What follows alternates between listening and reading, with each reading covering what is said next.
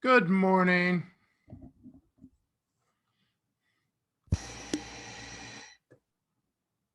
Back again. Back again. Tag team back again. All right. Wonderful, wonderful. And copy link. Hello and admit. All right, Ken.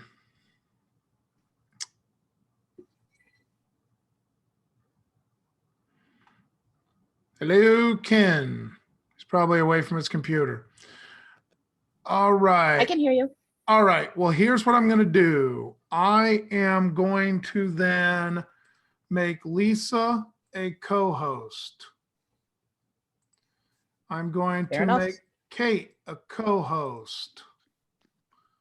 I'm going to throw Ken on as a co-host. That Let me start letting people in. Yep. Just go ahead and bring them all in. But that way we have a couple hands on the wheel if needed. I got you.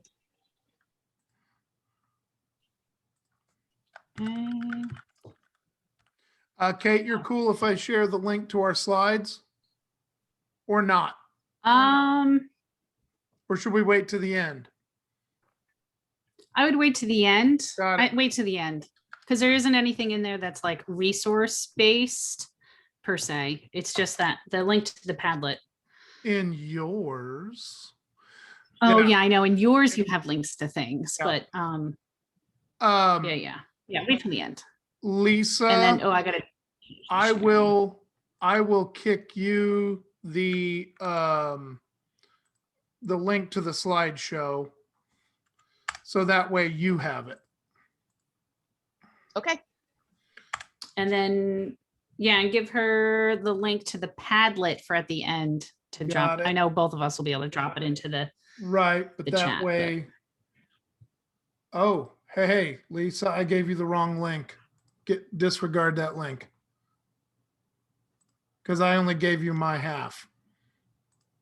Okay. So I'll close that. Yep, there you go. I got it.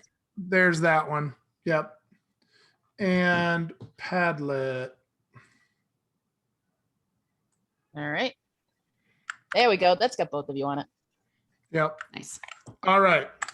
So that way you have hands on. I got it. Everyone.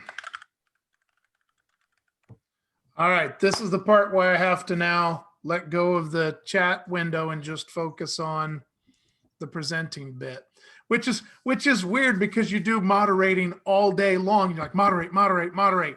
And then it's your session. You're like, no, wait a minute. Somebody else has hands on the wheel. Let go, Matt. Let them take care of it. Okay, I'll get my tabs in order here. Redefining Flip. I'll share my screen. Great. And you'll just control the slideshow then, Kate? Yes. All right, cool. I'll let you be the Okay. clicker. Hold on. Chat. Okay. Do you see the slides? I do see the slides. They You are do. in non-present mode at present. I know. I didn't put them on present mode yet. I wanted to double check. Did you get rid of blah, blah? I did get rid of blah, blah. Well, good. I All had a right. place- Good evening, ladies and gentlemen. We are here this evening. We have our final major keynote of the conference, which is great because there's been such great groundwork laid before. Now, this isn't going to be the last group project, though. We do have the final Q&A and closing session, and that is this evening at 7 p.m. So it's wrap up some coming initiatives, any announcements we have, any opportunities for you to get last questions, last suggestions, anything at all that you want to throw in there, that's your opportunity. So make sure that you join us for that. But in the meantime, we still have 6 different sessions We're going to have at 5 p.m. Near Pod, Summer Fun with Kiki. And then we have Fast Engagement, Megan Wells. We have Q&A for English language learners, ELL. I got that one right, didn't I, Helene? Yes. All right, wonderful. That's going to be moderated by Helene. And then at 6, we have One Note to Rule Them All. And then we have another SOFLA section, but this is really integrating it into those classes with Teresa. And then we have Q&A for the humanities and arts, and all that stuff, of course, can be found right there in Edmodo because our conference has been powered by Edmodo. With that in mind, I will go ahead because we're at 4 minutes after, and folks will probably continue to join in as we have found in the past couple sessions.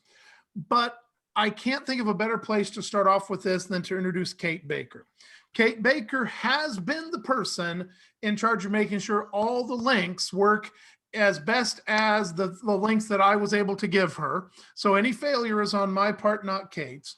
It's also been Kate that has been so responsible for making sure that everything in this conference has been accessible, that it's been up to date, and that she has kept you guys in the loop. So that is huge. With that though, that's not all she does. That's just a little slice of it. She is a community engagement with Edmodo, and she'll get into that on her own, after being a classroom teacher for many, many years. We won't say how many, but the idea is she comes to us with the absolute best of experience. She knows what she's talking about.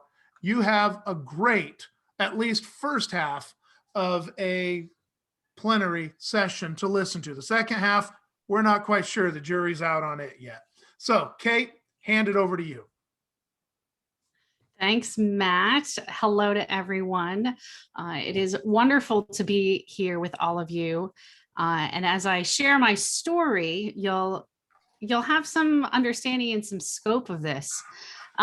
First off, for our session, we're talking about, redefining flip. So let's kind of go back and review what is the definition of flipped learning. And you have seen this the entire week. You have seen this definition. We've referenced the 4 pillars in all of our keynotes. We have discussed this definition, the elements of it in our specific breakout sessions. So you should be pretty familiar with flipped learning at this point and know this definition, and also know that it is definitely more than just replacing direct instruction with a video.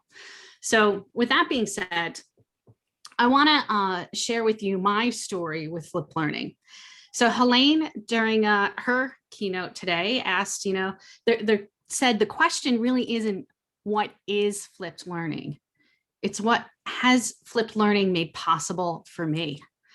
Ooh, I'm going to try not to get all teared up because flipped learning has been, as Aaron Sam said in his keynote, that finding your tribe, your people, your squad. Yeah, flip learning. I'm a flippin' fanatic. You guys are my squad for a number of reasons. So it's been such an amazing journey. And I can remember how I found the Flip Learning Network. It was June of 2012. It was the day after graduation. I had been teaching at that point for about 12 years, and I was starting to fade, and I was starting to feel like, what's going on? No one wants to do the things that I'm doing. No one wants to, try. And, this is even before like ed tech really, really got big. And I went on Twitter the day after graduation, and I happened upon a hashtag for a conference that was happening in New York City, and then they were live streaming it, and I found the link on Twitter. So while everyone else is at the beach on the day after graduation, here I am at my computer during a beautiful summer day, watching the keynotes, talking with people in the chat, and interacting with folks on the back channel on Twitter. And that's where I found Andrew Thomason and Cheryl Morris, an English teacher in North Carolina and an English teacher in California. And both of them flipped their classes. And when I started talking to them and they told me about the Flip Learning Network and about Flip Class Chat, I went, oh, this is what you call what I've been doing with my students. It has a name, whereas everyone else just kept calling me, crazy for the things I was doing. So, this is a lovely montage of, where my journey has taken me to many in-person conferences pre-COVID. You might recognize a familiar face right there, my buddy Aaron Sams, but then there's also so many others who I have been so blessed and honored to interact with throughout this whole journey. Ooh, geez Louise. I do have to be careful about not crying about this because, teacher mental health is so important. Having give me a second. Having, your colleagues believe in you, who see the value in what you do is priceless. So, by connecting with the Flip Learning Network, not only was I able to meet, John Bergman and hang out with Crystal Kirch and see Ken and Chris, and I am chapter 2 in the Flipping 2.0 book. I would love to write more, but really it's not about getting published and it's not about like awards or accolades. It's about the people that I've connected with.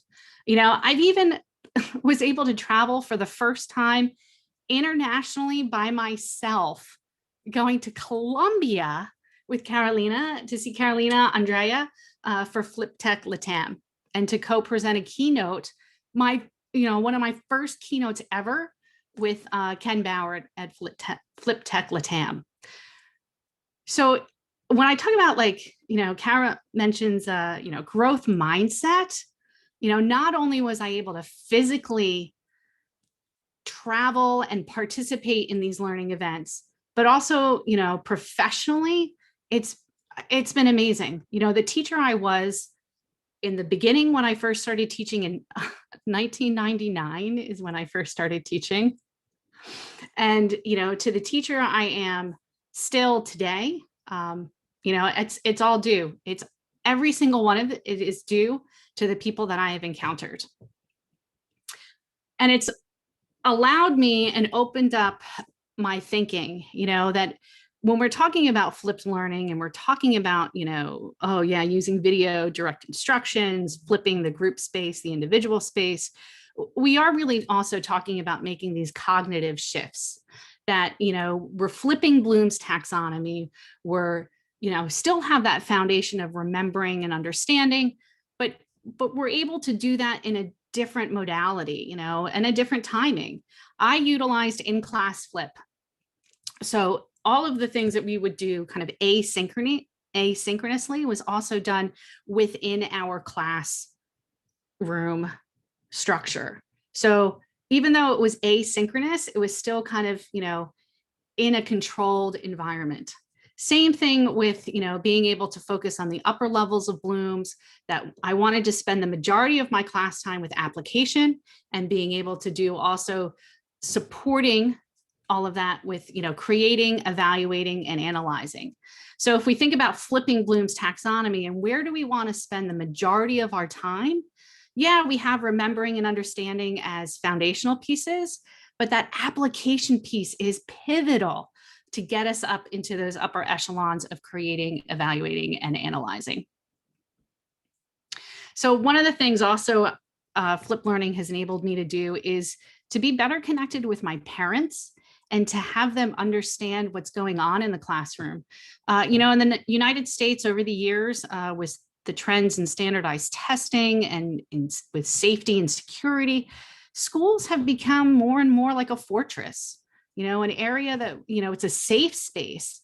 But by being a safe space, sometimes not everyone in the community is able to be connected and able to easily be, visiting in the classroom.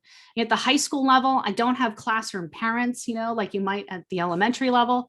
So I really wanted to be methodical and thoughtful in having my parents be involved in their students' learning at the high school level without also burying them in the jargon.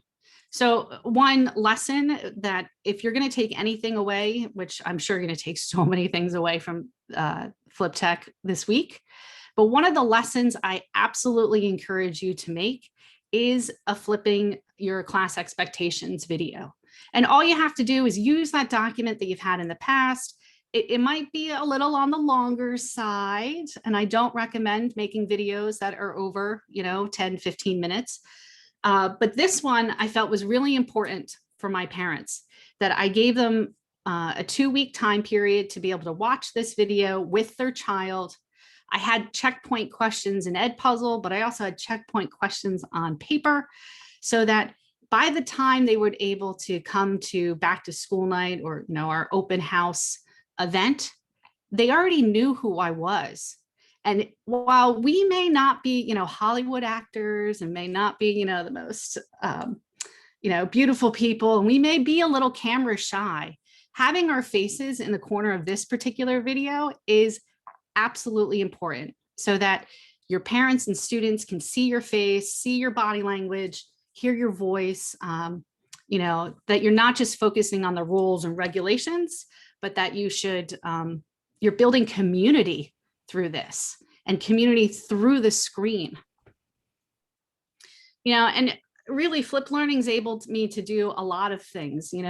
I'm able to infuse Flip Learning into multiple lessons and projects. So yeah, I'll do a Flip 101 lesson. I want to do a video for a skill. Sure, I'll whip up a grammar video, not a problem. I'll also make videos in terms of like being strategic with my time, working smarter, not harder, like making sure that when I'm creating a video that I want to use for multiple years, not making specific, references. But all of this is kind of like tactical things that you've picked up these tips and tricks throughout this conference. And I'm sure as you go back and watch some of the recordings, you'll figure them out too. But I'm able to infuse flipped learning. That video piece might be part of the opening of a project, but it could also be in the middle of the learning cycle as we explore, flip, and apply what we've done. And then I might string all of these types of lessons together into a mastery flip unit. There really is no cookie cutter one way to do any of this. We can get really creative. And we know this from Ken Robinson, learning happens in the minds and souls, not in the databases of multiple choice tests. So even when your students are, you're giving them choice, and even if you still have to follow the curriculum, there is opportunities where you can awaken and empower your students. So Bree here, yeah, we had to read A Tale of Two Cities as part of our, curriculum. So, Dickens isn't for everyone, but Bree here, actually found it to be enjoyable and turned out to be one of her favorite books of the year. Yeah, there we go. So, when we think about that group space, my students are not just faces and screens. When I was in the classroom, that we wanted to be active in our learning, and we wanted to do, even writing on the windows with our whiteboard markers. Now, I know with COVID, there's going to be some, modifications with this. But again, I want you to get creative and not let that be a limitation to what you can do. So I've often used, not only Bloom's taxonomy as a guide for my instructional practices, but I always refer back to Maslow's hierarchy of needs. And here I've gotten a little, creative with Maslow and adapted him to digital learning needs. So we know we can't integrate technology, as the pandemic taught us, if we don't have our physical needs met of the hardware. That equity and access is definitely something that's an issue. It might even be out of our control. And we know that safety and protocols is absolutely important too. But where we, as educators, need to focus our time is on creating these spaces of belonging where our students and our colleagues feel that they belong to something greater than themselves and that they feel good about the work that we are doing. So this brings me to my definition of flip learning. Since we're talking about how are we redefining flip here? How do I define it? I define flip learning as a process of being a member of a dynamic and engaged community of learners. That hashtag, oh, geez, I'm going to do it again. That hashtag better together. You know, that's something I live by. I'm better together with my colleagues. I'm better together with my students. I'm better together with the content. And ultimately we are, you know, the sum is greater than the parts of the whole, or however that saying goes. But, you know, again, boil it down. We are definitely better together. So Matt, I know I got a little teary-eyed there. Bring it back to your story here. And do we get to play the bingo board of you're muted? No, we're good. We're good now. Actually, that is a picture taken outside Allen, Texas, when I went down to Miss Katie's land of flipping and went down there. That was actually my second FlipCon. And I mentioned up previously in the chat at Bennett Science. That's Brian Bennett. And that's somebody who you haven't heard that name probably throughout this entire thing. Some of you know Brian Bennett or know of Brian Bennett, and he's also gone on to different things, and his whole role has changed. But the thing that Brian Bennett did was I was Mel for him. He let me in when nobody else knew me. I showed up in Michigan and I walked in and said, "Hey, I'm looking for, so-and-so. I'm a presenter." And they go, "Oh, you're Matthew Moore." And I go, "Yeah." And pardon my French, but they go, "We wondered who the hell you were." And I'm like, okay, so I have two choices now. I can either, lean into this or run. Those were the two choices at that point, because I didn't know anything. The first thing I did at a FlipCon was change a light bulb, literally. And you dive in and you help and you become part of the community. But Bennett Science accepted my proposal for a thing, because I have been actually at flipping since about 2012, but I didn't come to flipping as a great adherent. In fact, I would definitely have been more the person that mocked all of the people that I clearly defined as the people that eat the candy and drink the Kool-Aid. Because I had spent, as someone wise had once said, I spent instead of teaching for 12 years, I taught the same year 12 times. And so on the next slide, Kate,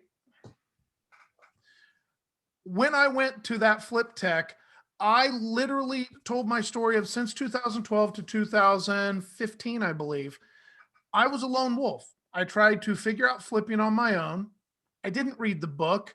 In fact, when I was talking to Bergman and Sims, they go, "Well, of course you've read the book, right?" "Oh, yes, of course I have." I had to go get the book because I hadn't read the book. Because that's how stubborn I was. Because if I didn't think it up and if I didn't figure it out, it apparently wasn't very good. Because I'm awesome. I just need everybody else to understand that. So John thought that was pretty funny. And so he put me in his podcast. And so if you want to know where I started, there's a podcast. When we give you the slides, it is a live link. You can go listen to that 10-minute podcast about me addressing my own arrogance and my own shortcomings in the pursuit of trying to do flip learning by myself until I finally found a crew. To be fair, I attended exactly 0 social events at that first FlipCon. And I missed out because I was too shy. I was too scared I don't know about these people. And that was something I did. And it's a regret I have, one I've corrected since then. So slide on down. This is, of course, a bell curve. And regardless of whether we can argue about these percentages, because of course, this is nothing but standard deviations that are listed here, but the idea remains the same. I was definitively way over on the small side of the red. And I went to my first conference and said, I'm going to listen to this guy, Bergman, who happened to be in Chicago, about the new candy in education that the admin's going to shove down my throat. So I know how to not implement this at my school when my genius administrators have some great idea about what this is going to be. 3 hours later, I had made the firm determination that I was going to try it for a semester to prove it did not work. And then it worked so well, I had to try for another semester to prove that it didn't work, that I had messed it up the first time. I'm still attempting to prove something, but I'm not sure what I'm at anymore. The reality is, I started with really bad, horrific videos. If you look at the Sammer model, it's okay. Sammer model. I started way back here at Flip Classroom, where all I did was I took the same long, boring lecture that I did at the board, and I turned it into a long, boring video on screen with my same hand and my same monotone voice, the same white joy, stop laughing. And because it's the same thing that we saw so many people do during this past pandemic. They simply took the same bad teaching they were doing, like me, and moved it into a new place to be a bad teacher. And that's what I was. And that's what I thought Flip was. And sadly, because I tried to do it by myself, I did it for 3 years. That's how stubborn I was. And I took feedback from kids, but by the time I got to my first FlipCon, I had figured out that maybe there was more to this than I really had figured out, because the kids had given me feedback. I'd been wise enough to ask for feedback. They liked it. I kept going. I kept building. And so then I began to look at Flip Learning like, well, I've done Flip Classroom. So now I need to go to Flip Learning because it's a different box that I need to unpack. And I need to follow the directions, I guess, on the Flip Learning box and read the book. And then everybody at that point, because those that started in 2005 or those that started in 2008, they were already moving into mastery. And I'm like, well, that must be the next thing. I need to do the Flip Mastery box. That's the next box I need to open and get my badges like I'm a Boy Scout or a Girl Scout, and get my little chit that says I'm good at this thing too. The problem is that's not really what Flip Learning is. If we'll go to the next thing, what I ended up doing was, it wasn't that Flip Learning was so horribly powerful, although there are some great things that make Flip Learning so very useful. But the biggest and number one thing that Flip Learning did for me was it broke my stubbornness and opened my mind.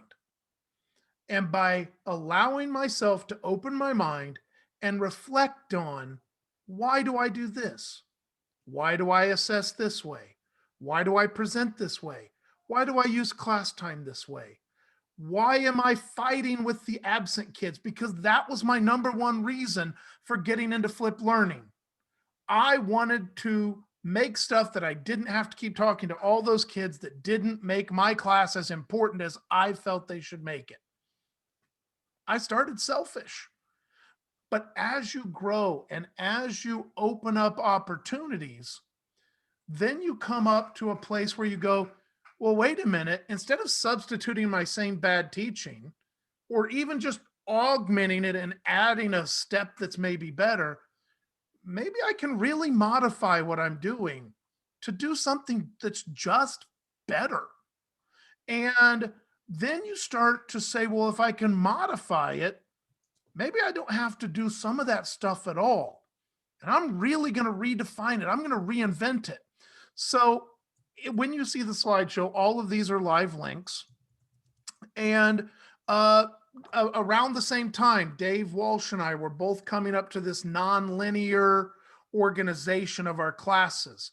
Why do I have to organize things the way the book says? Why can't I order them in concepts? Or better yet, why can't I give students choice on how they want to organize it? Why can't I give students choice on how they want to approach a topic? Why is a parabola better than a hyperbola in my math classroom? Why can't they start at hyperbola and go to parabola?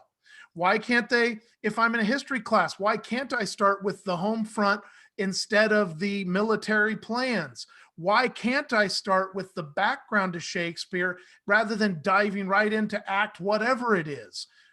Why don't I give choice and let the students choose and map that out? Then, so when you open your eyes to, well, how can I change instruction? Next is, how do I change assessment? Well, why do I have to give a paper and pencil test? Why do I want to grade? I don't want to grade tests. I hate grading tests. Okay, why don't I have them tell me what they know? Why don't I have them create an art piece? Why don't I have them? Because I teach geometry, for God's sakes. That's literally shapes. Why don't I have them connect and make maps? Okay, why do I have to have them set in rows? Now, this year I had to have them set in rows for the first time in 4 years. Okay, because there was a pressing issue. But prior to that, my seats had no place. There was no organization in my seating because it's wherever they needed on that day. And I still have some lectures because there are some things you need direct from me, maybe 3 times, and I need to look you in the eye while I'm doing it for a little bit. But that's not everything. And instead of 30 problems, you now have 3 problems.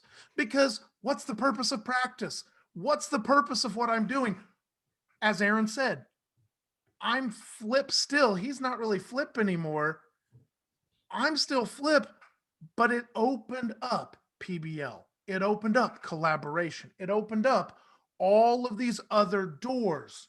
Back up one step, please, actually. I know it sounded like I was getting to the passing the communion plate, but the biggest thing that opened up is I met Jerry Marchand in Michigan, and then I met Kevin Hogendorp down in Allen, Texas. And between the 2 of them, they pushed me to start our own Flip conference. For 3 years, we did a conference in Chicago on flipping. And that was a crazy adventure. And it was an amazing Muppet show. You think this was disorganized? You should have been there for the first couple. And that's where I met Kim from Ed Puzzle. That's where I've met so many people that I'm still together with. But then beyond that, I began doing blogging. Brian Bennett opened the Flip Learning blog to contributors, and I began contributing. So my father, who, even though I'm qualified technically to teach English by the state of Illinois, my father, who says, if you ever get an English job, I will go to your principal and have you fired, because as a high school English teacher, I do not meet his standard. My mom's still mad about that B+. But I even though I'm technically capable, okay, I now creatively write on a regular basis as an adult to share just my thoughts. And when I don't creatively write, I go, you know what? I haven't creatively written something, and I need that outlet. And then I have videos.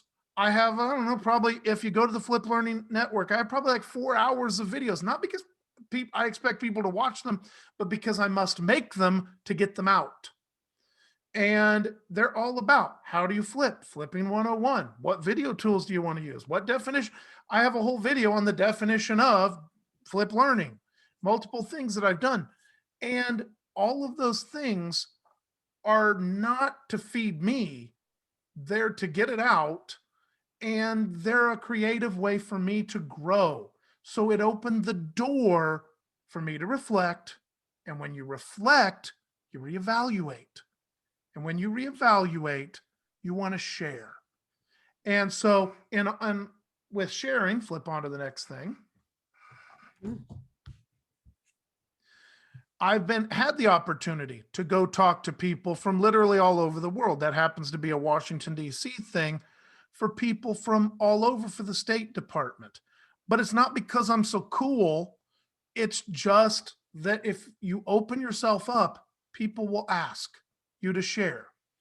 I was having a conversation at a Thanksgiving dinner, ended up with a co-author, and I wrote a book. If you want to spend a lot of time for not a lot of money, write a book. Do that. But I put my story down and it's there. And there's a lot of things in there that basically that would make the first half of the book at this point. But I'm not going to write the second half. I can't afford the first half yet. So, but it's things that it's opened up for me. Flip on to the next one. But we're here to talk about the definition. Oh, yeah, you could also go there. That's fine too. But I was just thinking, if you flip to the next slide, I did not pay her to do that. That's fine though. Feel free, Amazon.com. All right. But the idea here is over every single presentation that I do and every time I share, I have to reevaluate, what do I think is the definition? What do I think people need to know? Because I'm going to have to get up in front of them sometimes 3, 4, 6 hours at a time, depending on how long the PD goes. And these people that don't know me, they have to believe me because I have to believe what I say. And this is where I was at just prior to the pandemic. What you see in front of you is the picture pre-March 2019. Now, I think it still holds up. But I think for Flip Learning is a set of skills. A set of skills where you can reflect on what you do, make determinations of where you should do what you need to do. Should it be in the group space? Should it be in the individual space? Or better yet, should it be done at all? That's the first skill you got to pick up. Once you've done that, then you can talk about video. Then you can talk about Padlet. Then you can talk about Jamboard. Then you can talk about Google Slides and Canvas and Schoology and organizing and all this other stuff that comes along for the ride. But the first thing that has to happen is you have to reflect. Then you have to evaluate what goes where before you can even think about how you get it there. And what I think about for Flip Learning is being able to take those skills and, just like a thermostat on a wall, turn the heat up toward full online class or turn it way down toward traditional class. Because even in the course of your single day, you may have high flyers that work real well in a full online classroom. You may have struggling learners that need you present, visually, auditorily, sitting with them in a more traditional space for them to be successful. You may have those two things in the same room. And so as you move from group to group, you need to have all of those components that you can take that dial, turn it up in tech or turn it down in tech based on what's good teaching, not based on what's good tech. Okay?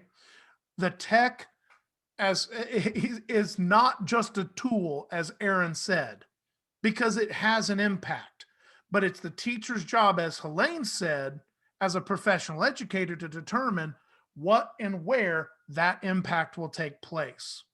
And that's part of the definition. So what do I believe about Flip Learning? Let's flip on down. Let's go to my definition. This is my definition as of 3 hours ago when I wrote it in 10 minutes. Okay. If you want a previous version, I almost put a video link to a thing I did for Brazil a year ago. But interestingly enough, my definition of Flip Learning, much like Helene said with her SOFLA, I came prepared to the pandemic. And the pandemic did not change my basic belief in how I can run a classroom. It changed the specifics of how I run a classroom because, again, I had to crank that thermostat way over to full digital classroom. And honestly, it tested some of my beliefs about how good a full digital classroom is. To be fair, it's just kind of like my house. I don't like it turned up that high. I prefer it. And I think my students that I happen to work with prefer it if I notch it down a couple steps into a good, solid blended learning rather than a full online. But there are still times we got to crank it all the way down to a traditional classroom. So here's my definition. Examine everything you do. Start with reflection. In your classroom, and this is important, I almost bolded your classroom because my classroom is different than Ken's, is different than Kate's, is different than Katie's, is different than Stella's, is different than Mel's, is just different than Christine's, is different than Martin's. What I need to keep in my classroom may change from hour to hour or class to class, but I have to be the professional in charge of choosing what am I keeping in that space and keeping only what I absolutely, as the teacher, have to be present for. If I don't need to be present for that component of the learning, it either needs one of two things. It needs curated digitally so that students can access it without me. Because the point of videos, the point of online Google Classroom, the whole point of all that stuff should simply be one thing. Can the student get to the learning? If the student can get to the learning, then I have accomplished my task. Some things they need me there for, some things they don't. So I need to curate digitally using technology because that's the best way to curate it. Or the other option, you need to remove it. Because as you reflect, it's just like cleaning that drawer in your kitchen, or it's just like cleaning that closet in your hallway, or cleaning that box of stuff that you have moved from the college dorm room to the first apartment, to the first house, to the second house, to the whatever. There's some things that you're going to keep forever. There's some things you want to put in deep storage, but sometimes it's time to say goodbye. It's time to say goodbye to some of those practices. And even some of those practices that you've loved, that have been effective, that have worked really well for you, but they've outlived their usefulness. Sometimes you need to remove. So keep, curate, remove, because here's the goal. Make learning active, accessible, and accountable. And by accountable, that's a two-way street. The students need to be accountable for what I put in their personal space, and I need to be accountable for the part that is mine to do. And so that is a two-way street, and it's like Helene said, leading from behind. We need to have that accountability, and when you have that type of accountability, you have relationship. And the reality, as Aaron Sam said in his opening, if it's flipped learning, you're probably going to use technology. Can it be done without? Yeah, but I would argue it's almost always easier with. Are there times where you want to go without? Yes. And that's the part where you have to be reflective and evaluate. That's my definition. So let's move on. These are some other definitions. And this is where we turn it around to you. Kate's given her story. I've given my story. And we've given our outlooks on flipped learning. Does the flipped learning definition need redefined? Maybe. If it didn't, there wouldn't be so many definitions out there. We have one from Flip Learning Global Initiative.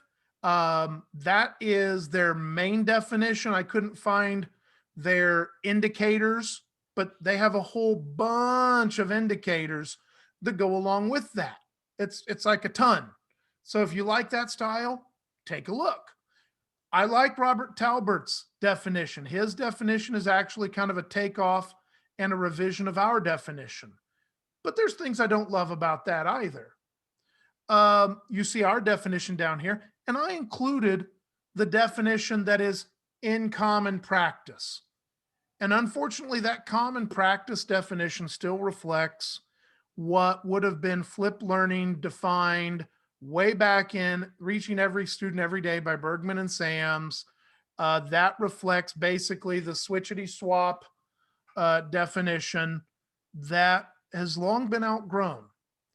But I think it's good to have, ironically, 4 definitions that some of the same people have had some hand in putting together. So there's a common thread that links all of these definitions. They're not in conflict, they're in contrast. And so I think comparison and contrast is important. But Kate, I'll let you handle the next one. Yeah. So there's always more work to do. We know this. There's always more work to do. We're never done. Sorry. And while it would have been, interesting to take this time to do a, revision and make this a working session of our 4 pillars and do an in-depth analysis and revision of it. And I don't necessarily think that that's the appropriate use of our time for this week because, there's a large cognitive load and so many of us are in so many different places in our journey. But we do have a bit of a call to action. So one's a little bit longer term than the other. So if, you've enjoyed this week, we certainly have enjoyed having you with us and you want to stay connected to the organization, fliplearning.org. We have many opportunities for folks to get involved. You can write blog posts. You can be part of the Flip Class Twitter chat with Katie and Joy. You have, you name it. We will absolutely entertain it. So, staying connected beyond our 3-day event here is definitely important. And in the short term, to practice what we preach with reflection, we would like to know, I did it again. I can't click on your definitions because then they go right to the link. They are all hyperlinked. That is my favorite thing. Sneaky. Is that, we have 2 questions for you with your reflection piece right now is where are you in your flipping journey or how do you define flipped learning? So we're giving you some choice here. You can answer both questions or you can answer one or the other. And we're going to have your answers populate on a Padlet. So thank you, Lisa, for putting the link in the chat. So this Padlet, I'll screen share it in a second so that we can see it in real time. But again, trying to stay connected to us beyond our 3-day event here. You'll have the Edmodo group, which is open, and we will be populating it with the recordings of all of our sessions. So you can keep the conversation going there. You can keep the conversations going on Twitter. If you want to reach out to myself or Matt, our handles are there. But you can also follow at Flipped Learning on Twitter, which I'm sure all of you are doing already.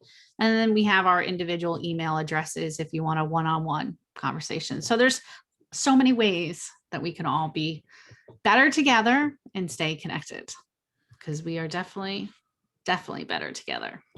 I'm going to back out of the slides here, pop on over to the Padlet and start to take a look at what's going on. And I think when Kate and I put this together, the idea that we could go through and the type of detail and the type of care that Helene put into the definition and the team put into the definition the first time was not within something that we could handle in 45 minutes or even in 3 days. But I do think we're all looking toward reevaluating, reassessing, and reflecting and making some adjustments. But what we want is we want you to understand that for you, flipped learning is a set of skills, and hopefully you've gained a few of those, but they're going to need to be custom for you. What skills do you need? What does your classroom look like? Because it's a very flexible process. And we would like to see kind of what your thought is. And if you say, I don't have a definition yet, that's fine. That's because okay. everybody's a different spot in the journey.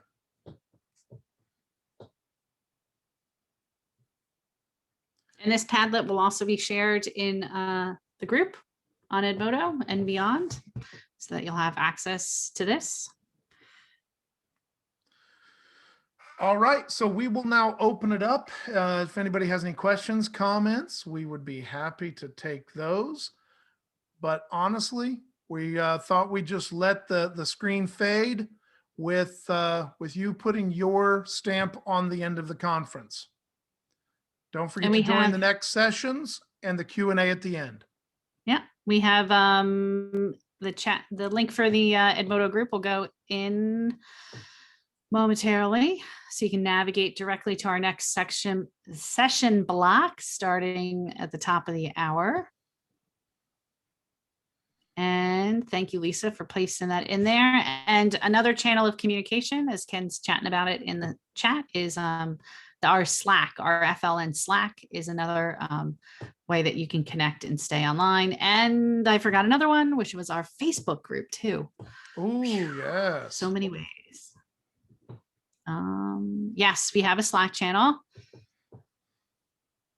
I'm sure Ken will pop in how to say that or how to get there. He's got the Facebook group. While we're on those, Does anyone various have any questions? while we're on those various sorry, go ahead. channels, we are interested to know which channels are most useful to you, because sometimes maintaining 98 different channels is just that, it's maintaining things. We want to know what's most useful to you. And yes, our Instagram for sharing out our stories. Thank you, Joy, because she's handling that too. All roads lead to Rome, as they say, the historians say.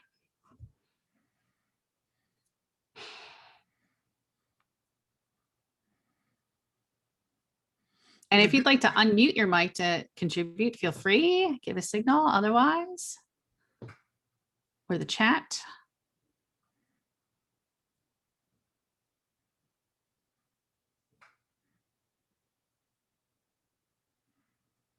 I think we're good to go. Well, it does make sense that the conference planners did end their conference session on time. Yay! So we are not offended if you want to head on over to your next session. If you want to hang out, finish putting stuff in the Padlet, we will let this run for a few more minutes. But again, keep in touch and keep track. Help us know how to help you grow.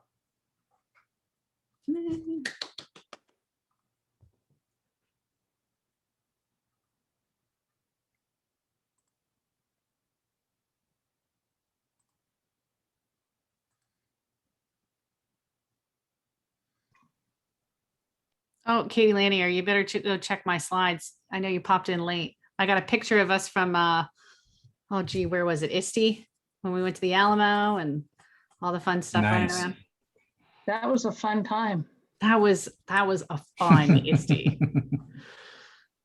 We should do that again. Oh, yes. Yeah, sorry, I had to, my boss called, so I had to answer my phone.